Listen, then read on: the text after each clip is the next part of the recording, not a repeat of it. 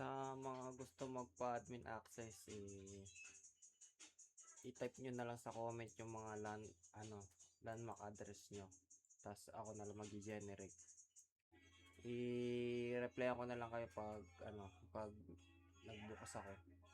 Tapos i-create ko na lang yun. Ganito lang gawin nyo para mabigyan ko kayo ng admin access. Login muna kayo sa dashboard, tapos ayan, lagay nyo lang yung username saka password ng ng modem nyo. Itong admin access na gana to sa mga model na B315-938 saka B312 na 939 saka 932 ng Globe 535932. Yan. Kailangan mo lang gawin, kunin mo yung yung landmark address niya. Ayan.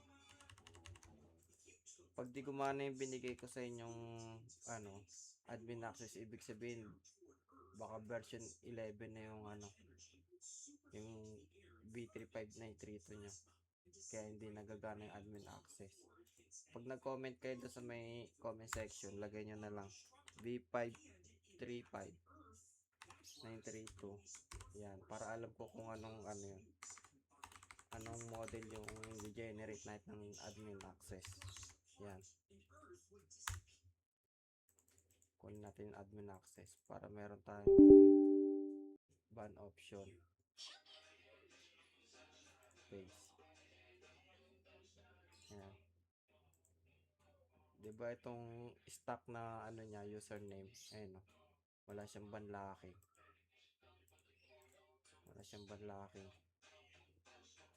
Logout natin. Tapos ngayon, kunin natin tong binigay na password ng admin access.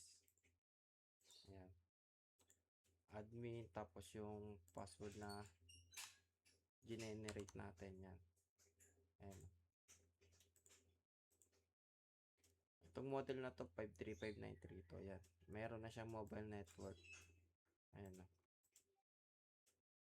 Ayan. Tapos banlaki. Ayan. Comment nyo na lang sa comment section yung inyo. Tapos generate ko pag nakita ko yung comment nyo. Pa-like na lang din, saka subscribe. Salamat.